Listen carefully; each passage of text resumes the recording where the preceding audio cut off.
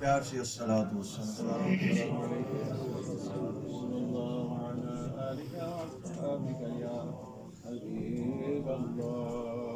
الحمد للہ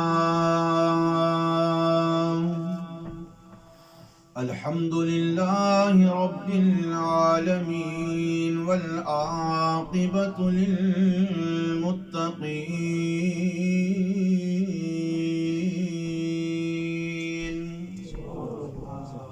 الصلاة والسلام على سید الانبیاء والمرسلین.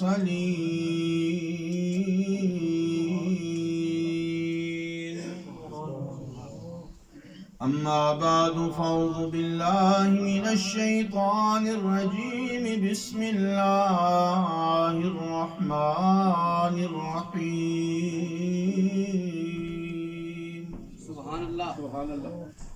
فقد قال اللہ تبارک و تعالی فی شان حق حبیبہ مخبرا وآمرا. ان اللہ وملائکتہ یصلون علی النبی یا ایہا الذین آمنوا صلوا علیہ وسلموا تسلیما. اللہم صل علی محمد وعلی آل محمد. الصلاة والسلام علیک یا سیدی یا رسول اللہ وعلی آلک واصحابک یا سیدی یا جد الحسن والحسین. حمد و ثنا کے بعد خالق ارض و سما کا خاص فضل و کرم کہ مجھے اور آپ کو 12 ربیع الاول شریف کے مرکزی سالانہ جشن عید میلاد النبی صلی اللہ علیہ وآلہ بیتہ وسلم کی مجلس مبارکہ میں شرکت کرنے کی توفیق عطا فرمائی. یکم سے لے کر آج تک ہر روز محفل پاک ہوتی رہی اور آج سالانہ اور مرکزی پروگرام ہے. اور ہماری آج کی اس مرکزی پروگرام کی زینت اور سرپرستی فرمانے والی شخصیت جو کہ جسمانی طور پر ہمارے سامنے موجود نہیں لیکن روحانی طور پر وہ خود اور ان کا فیضان ہمارے سامنے موجود ہے. اگر وہ ہوں تو ہم انہیں یاد کریں اور جب وہ نہ ہوں تو ہم نہ یاد کریں تو یہ بات درست نہیں.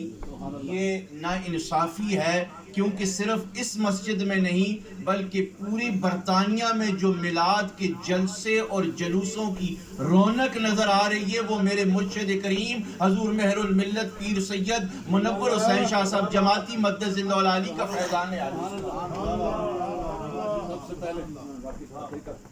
اور اس ملک کے اندر انہوں نے اس نیک عمل کی بنیاد کی ابتدا فرمائی.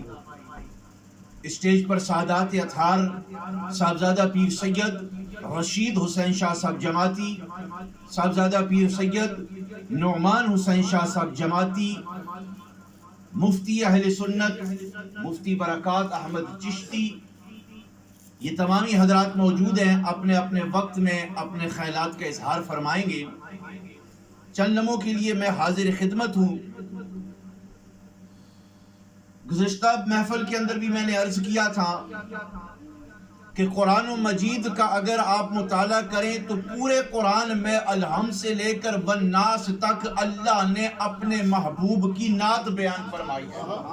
ذرا پیار سے کہہ دے سبحان اللہ۔ آپ میرے ساتھ چلیں گے تو خوشی کا موقع ہے، جشن کا موقع ہے۔ آج ہم نے غلامان رسول والی لسٹ میں اپنا نام درج کرنا ہے کہ کل روز قیامت وہ لسٹ پیش کی جائے کہ مسجد امیر ملت میں سادات کی زیر نگرانی یہ عشاق بیٹھ کر اللہ کے محبوب کی آمد کا جشن منا رہے تھے، اور یہی ہمارے لیے بخشش کا سامان اور بخشش کا راستہ اور ذریعہ بن جائے گا۔ اس میں نام محمد صلی اللہ تعالی علیہ وسلم، اتنا اعلیٰ نام، اتنی شان والا نام، اتنا خوبصورت نام کہ جس نام کے صدقے رب نے پوری کائنات کو روشن اور منور فرما دیا۔ تفسیر ابن عباس کے اندر یہ بات موجود ہے، صاحب تفسیر لکھتے ہیں کہ کائنات میں انسان کتنا ہی بڑا گناہگار ہو، کتنا ہی بے عمل ہو، اس کے گناہوں کی لسٹ کتنی ہی لمبی ہو، لیکن وہ اللہ کی بارگاہ میں سرکار کے نام کا وسیلہ پیش کرے گا تو رب تعالیٰ سرکار کے نام کی برکت سے اس کے گناہوں کی اس کو معافی عطا فرما دے گا۔ یہ سرکار دو عالم علیہ السلام کے نام نامی اسم گرامی کی نسبت ہے اور یہ تعلق ہے۔ اور پھر آپ دیکھیں کہ سرکار دو عالم صلی اللہ تعالی علیہ وسلم کا ذکر، آپ کو یاد کرنا، آپ کی میلاد منانا، کہہ دے سبحان اللہ۔ یہ میلاد منایا جا رہا ہے، حضور کو یاد کیا جا رہا ہے، کیوں؟ یہ ایک محبت کا ذریعہ ہے، ایک پیار کا ذریعہ ہے، اور اس ذریعے کو اب دیکھیں کہ درود و سلام سے سرکار کو یاد کیا جائے، سرکار کا میلاد پڑھا جائے، اور آپ کتنے خوش نصیب ہیں، اور ہر مرتبہ میں یہی عرض کرتا ہوں کہ کتنے خوش نصیب ہیں کہ ادھر نبی کا میلاد منایا جا رہا ہے، ادھر نبی کی آل کا دیدار کیا جا رہا ہے۔ خوش نصیبی ہے کہ نہیں؟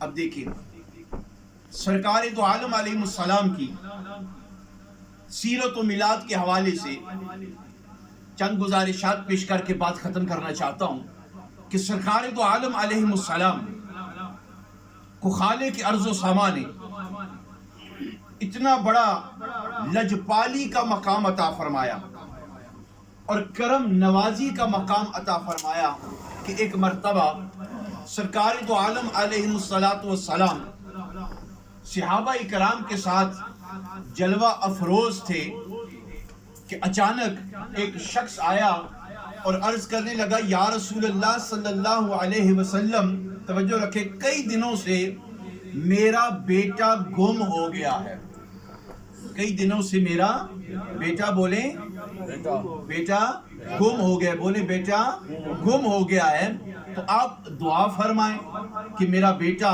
مجھ کو مل جائے۔ سرکار دو عالم علیہ السلام نے فرمایا ٹھیک ہے، دعا ہو جائے گی۔ وہیں اسی مجلس میں حضرت ابو ذر غفاری رضی اللہ تعالی عنہ کھڑے ہوئے، عرض کیا، یا رسول اللہ صلی اللہ تعالی علیہ وسلم، فلاں جگہ پر میں نے اس شخص کے بیٹے کو دیکھا ہے۔ اس شخص نے وہ بات سن لی، اب وہ ایڈریس، وہ پتہ اس کے ذہن میں تھا، وہ اٹھ کر بھاگنے لگا۔ سرکار نے فرمایا اس کو واپس لے آؤ، واپس بلا کر آؤ۔ وہ واپس آیا، عرض کیا، یا رسول اللہ کیا حکم ہے؟ سرکار نے فرمایا جس وقت تو جائے گا نا، جس جگہ پر تیرا بیٹا موجود ہے، وہاں جا کر اپنے بیٹے کو بیٹا کہہ کر نہیں پکارنا، اپنے بیٹے کو بیٹا، پتر، صاحبزادہ کہہ کر نہیں پکارنا، اس کو اپنے نام سے پکارنا۔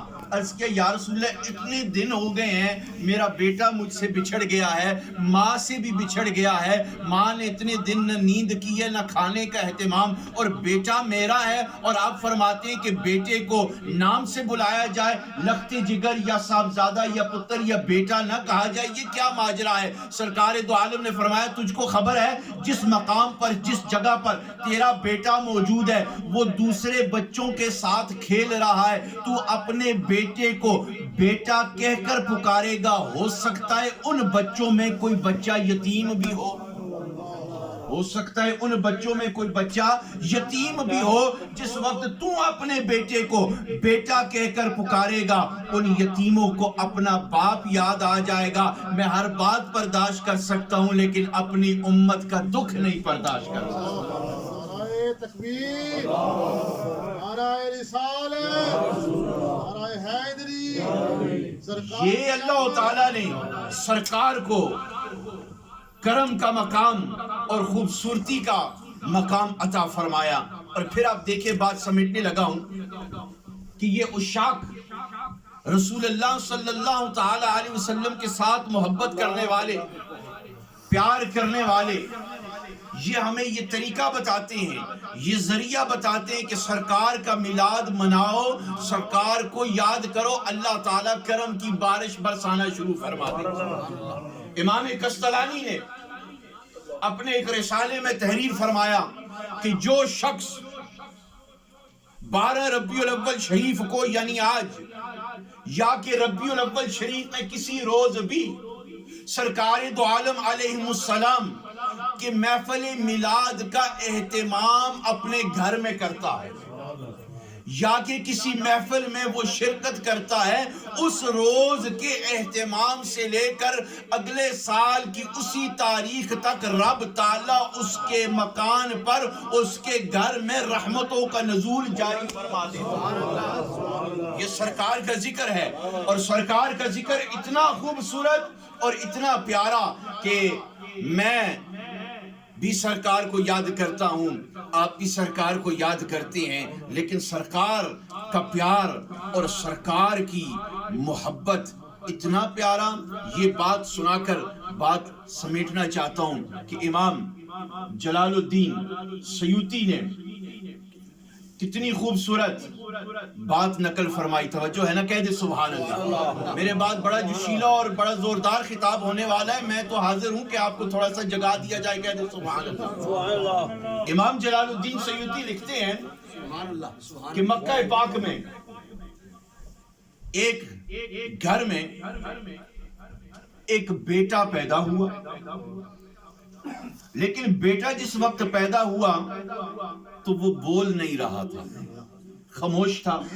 باپ نے بڑی کوشش کی، والدہ نے بھی بڑی کوشش کی، تو بیٹے کو اٹھا کر ماں سرکار کی بارگاہ میں لے گئی، سبحان اللہ، سرکار کی بارگاہ میں لے گئی اور عرض کیا یا رسول اللہ صلی اللہ تعالی علیہ وسلم، میرا بیٹا باتیں نہیں کرتا، یہ گفتگو نہیں کرتا، آپ ذرا اسے فرمائیں یا کچھ دعا فرمائیں۔ تو سرکار نے اس بچے کو اٹھایا اور سرکار نے فرمایا بیٹے بول، بیٹے بول۔ بیٹے نے جو ہی سرکار کی آواز مبارک سنی فی الفور بولنا شروع کر دیا۔ امام جلال الدین سیوطی لکھتے ہیں کہ ماں نے کہا بڑی حیرانگی کے ساتھ کہ بیٹے میں نے کہا بول تو بولا نہیں، تیرے باپ نے کہا بول تو بولا نہیں، تیرے بہن بھائیوں نے کہا بول تو بولا نہیں، ابھی سرکار نے حکم فرمایا تو نے بولنا شروع کر دیا۔ بچہ کہنے لگا اماں آج دن تک اتنے پیار سے کسی نے کہا ہی نہیں کہ بول، کسی نے اتنے پیار سے کہا ہی نہیں۔ آج آپ امام الانبیاء سید الانبیاء رسول کائنات کا میلاد منا رہے ہوں، رسول کو یاد کر رہے ہوں، اس عقیدے کے ساتھ مسجد امیر ملت میں بیٹھ کر کے مدینے والا آج ہمیں دیکھ رہے ہیں اور دیکھ کر ملاحظہ فرما رہے ہیں کہ میرے عشاق مجھے یاد کر رہے ہیں، میرا ذکر خیر کر رہے ہیں، اور اسی عقیدے کے ساتھ اسی محبت کے ساتھ آج آپ یہاں آئے ہیں کہ قیامت کے روز رب کعبہ محبوب کی شفاعت ہمیں نصیب فرمائے۔